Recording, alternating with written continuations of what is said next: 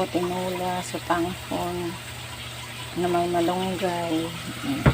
Igisa na natin yung hipon.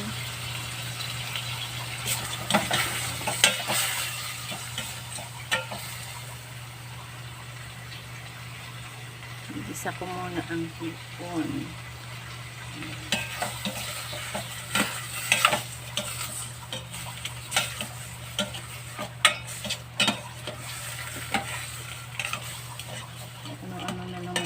Na ulam na kaysa tinulang manok. Ayaw nila kumain ng halos ayaw nila ng tinulang manok. Ewan ko ba sa mga ito, ito ko na ilagay ko diba para maiba naman tinulang hipon.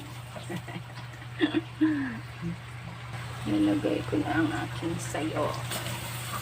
Okay.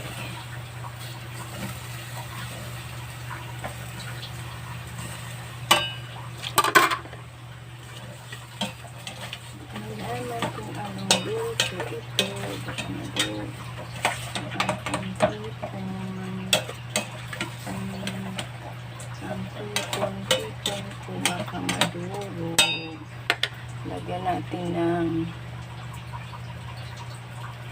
paminta tsaka asin.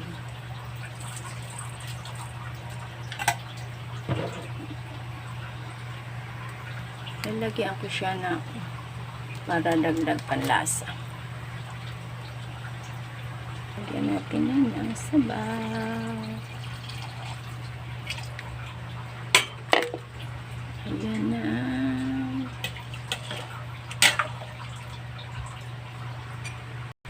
Ilagay na natin si suta. Hindi ko na pinutol. Lagi lang na maluto.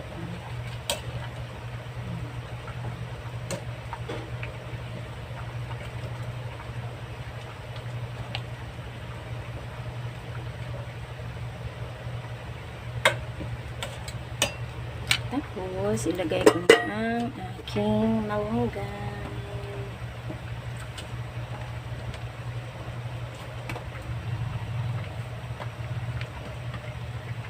Gusto ko kasi palagi na may gulay. Sarap kasi talaga may gulay.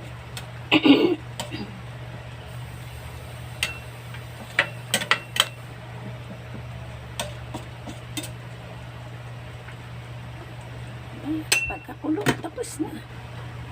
Okay, this is it. Nakaluto na tayo. Ayun.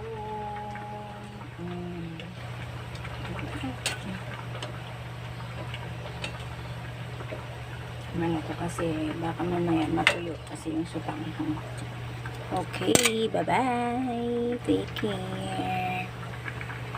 May pa tayong lahat. And happy Wednesday. God bless everyone.